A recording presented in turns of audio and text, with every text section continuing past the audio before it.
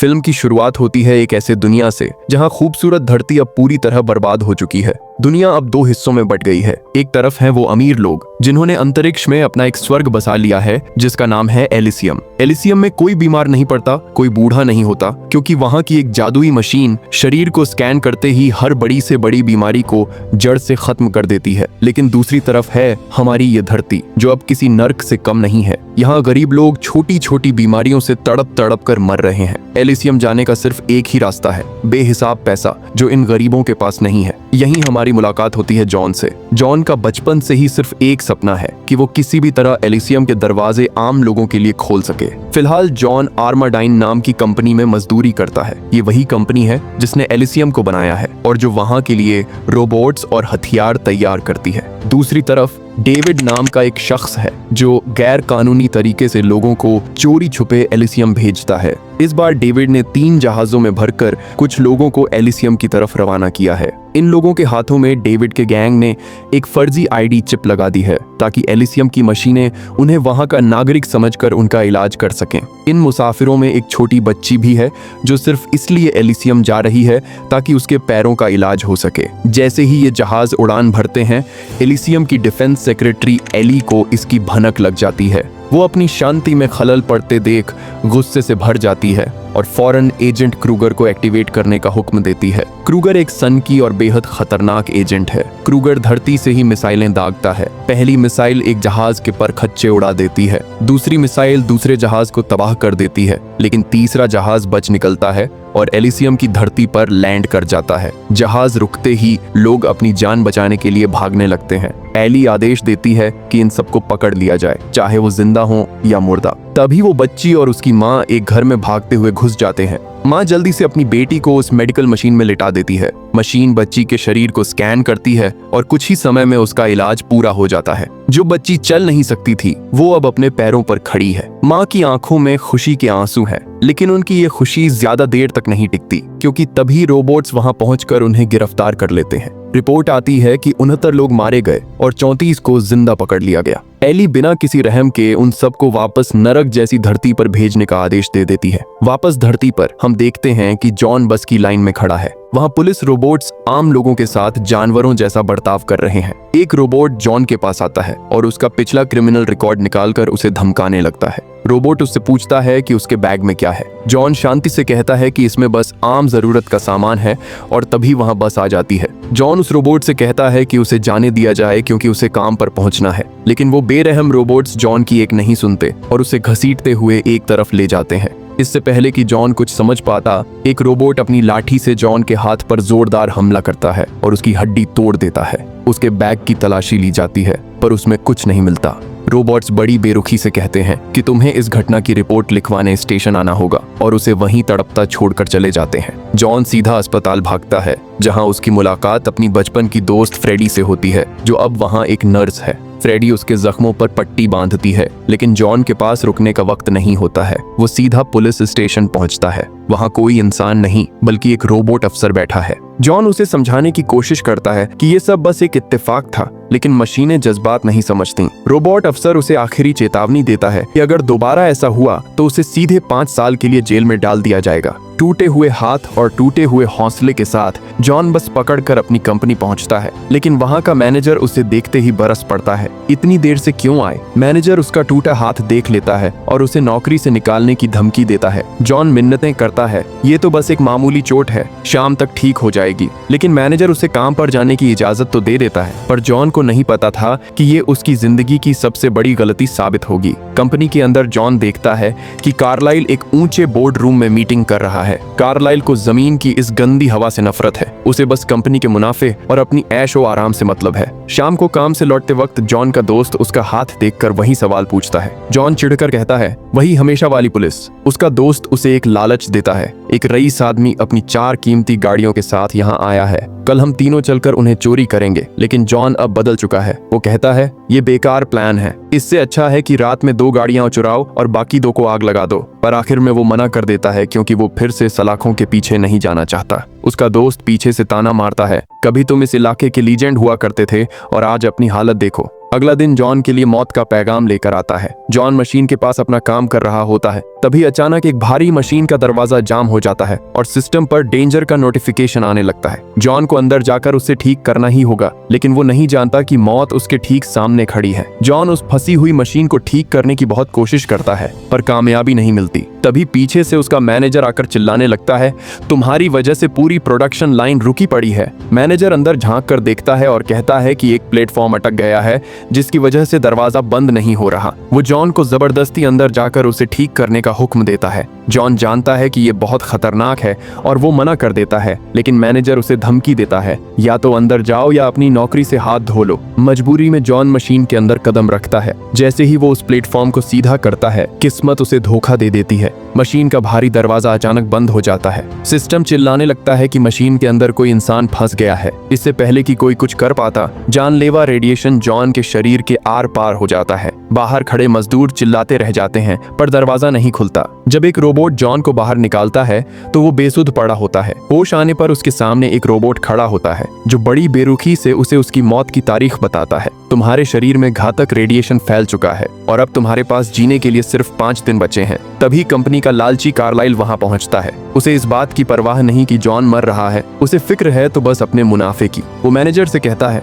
कोई जिए या मरे मुझे फर्क नहीं पड़ता, प्रोडक्शन रुकना नहीं चाहिए। इतना कहकर वो वहां से चला जाता है। रोबोट जॉन को कुछ दवाइयां पकड़ा देता है और कहता है कि जब तक जिंदा हो ये खाते रहो ताकि काम कर सको। दूसरी तरफ एलिसियम में सेक्रेटरी एली की क्लास लगाई जा रही है। कमिटी उसे फटकार लगाती है कि कल उसने मासूमों की जान ली और उस पागल एजेंट क्रूगर का इस्तेमाल किया। उसे आखिरी चेतावनी देकर एजेंट क्रूगर को नौकरी से निकाल दिया जाता है। जब धरती पर क्रूगर को ये खबर मिलती है तो वो गुस्से से पागल हो जाता है और अपने हथियार वापस करने से साफ इनकार कर देता है।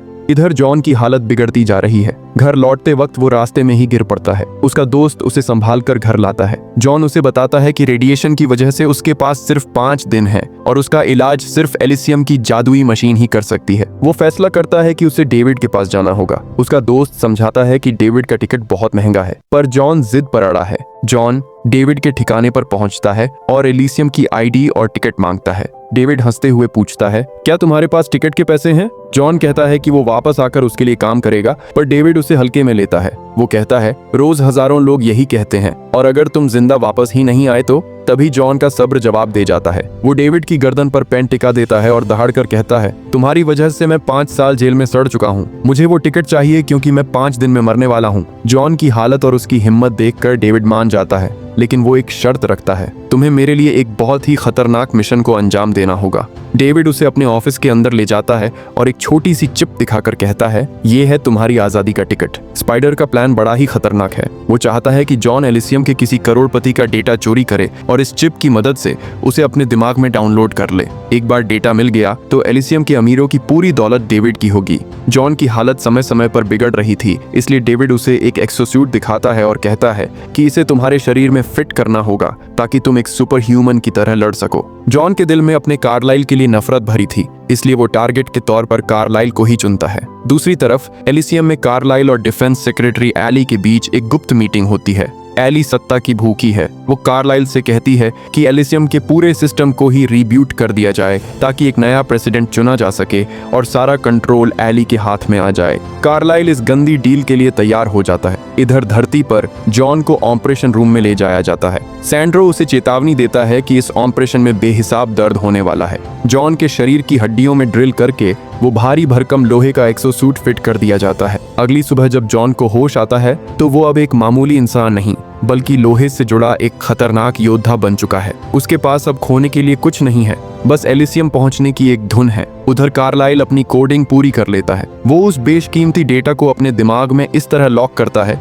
कि अगर डेटा के साथ कोई छेड़छाड़ हुई तो कार्लाइल की जान भी जा सकती है। अब मिशन शुरू होता है। जॉन और उसकी टीम कार्लाइल की कंपनी के बाहर से जहां घात लगाकर बैठ जाते हैं। जैसे ही कार्लाइल का प्राइवेट शिप उड़ान भरता है, जॉन अपनी पोजीशन लेता है। एली को मैसेज मिलता है कि कार्लाइल एलिसियम के लिए निकल चुका है, लेकिन उसे नहीं पता था कि बीच रास्ते में मौत उसका इंतजार कर रही है। जॉन जहाज पर निशाना साधता है और रॉकेट फायर कर देता है। आसमान में धमाका होता है और कार्लाइल का जहाज नीचे गिरने लगता है। एलिसियम में बैठी एली को उसे डर है कि अगर कार्लाइल मारा गया तो एलिसियम पर कब्जा करने की उसकी चाबी हमेशा के लिए खो जाएगी। वो फौरन अपने सबसे खूंखार एजेंट क्रूगर को कॉल करती है। वो उसे एक पूरा जंगी जहाज और 2 साथी देकर आदेश देती है। कार्लाइल के दिमाग में जो सीक्रेट डेटा है उसे हर हाल में बचाना है, चाहे इसके लिए पूरी धरती को ही क्यों न जलाना पड़ दे। कार्लाइल का जहाज जमीन पर गिरते ही जॉन अपनी टीम के साथ वहां पहुंच जाता है। अंदर फंसा कार्लाइल अपने रोबोट्स को हुक्म देता है कि बाहर खड़े लोगों को जान से मार दो। तभी गोलियां चलने लगती हैं। एलिसियम में बैठी एली को पल पल की रिपोर्ट मिल रही है।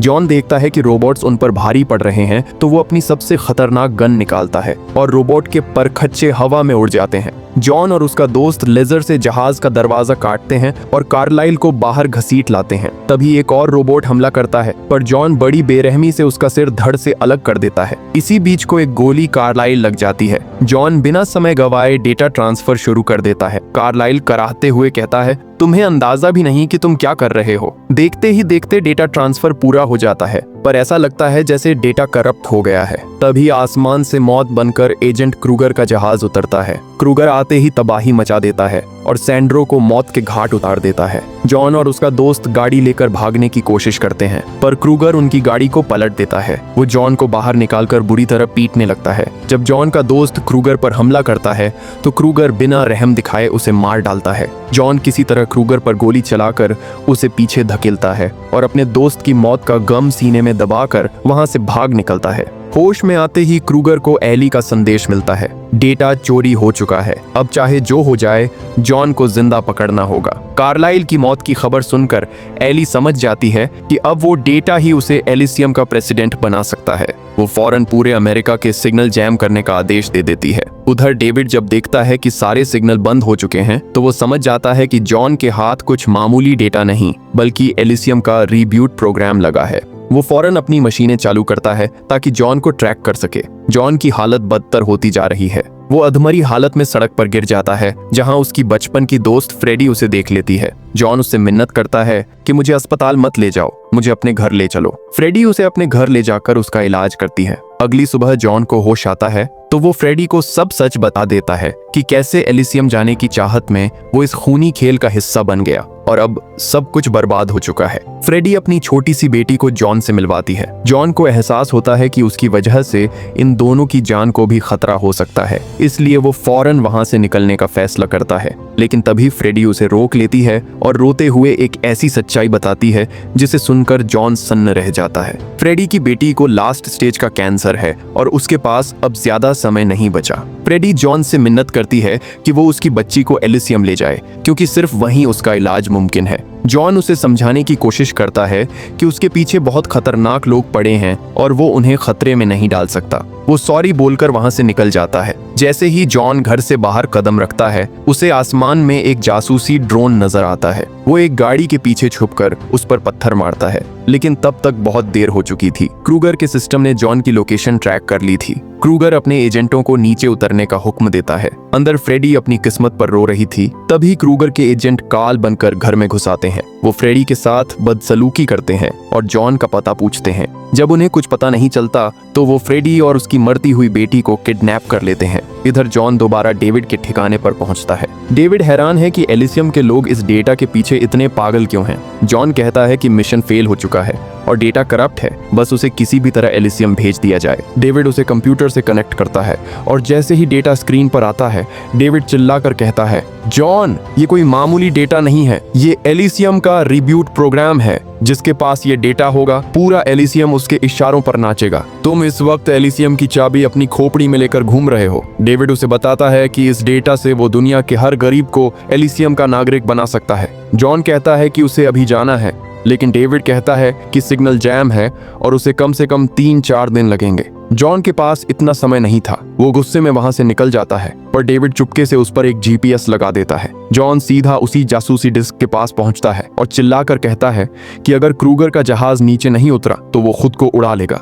जैसे ही क्रूगर का जहाज लैंड करता है जॉन अपने हाथ में एक ग्रेनेड लेकर उन्हें डराता है। वो शर्त रखता है कि अगर उसे इलाज के लिए ऊपर नहीं ले जाया गया तो वो अपना सिर उड़ा लेगा और सारा डेटा हमेशा के लिए खत्म हो जाएगा। एजेंट क्रूगर मजबूर हो जाता है और जॉन को अपने साथ एलिसियम ले जाने के लिए तैयार हो जाता है। जहाज में बैठते ही जॉन की नजर फ्रेडी पर पड़ती है। उसे खुद पर बहुत पछतावा होता है कि उसकी वजह से फ्रेडी और उसकी मासूम बच्ची आज मौत के साए में है। उधर क्रूगर एली को अपडेट देता है कि वो जॉन को लेकर एलिसियम आ रहा है। एली फौरन सिग्नल जैम हटाने का आदेश देती है। धरती पर जैसे ही सिग्नल वापस आते हैं, डेविड को जॉन की लोकेशन मिल जाती है। वो देखता है कि जॉन एलिसियम पहुंचने वाला है। डेविड चिल्लाकर अपने आदमियों को तैयार होने का हुक्म देता है। हमें अभी के अभी एलिसियम निकलना होगा। डेविड की टीम एक गुप्त जहाज में सवार होकर आसमान की ओर निकल पड़ती है। यहाँ एलिसियम में क्रूगर का जहाज लैंड करने ही वाला होता है कि तभी क्रूगर और उसके साथी जॉन से वो ग्रेनेड छीनने की कोशिश करते हैं। हाथापाई इतनी बढ़ जाती है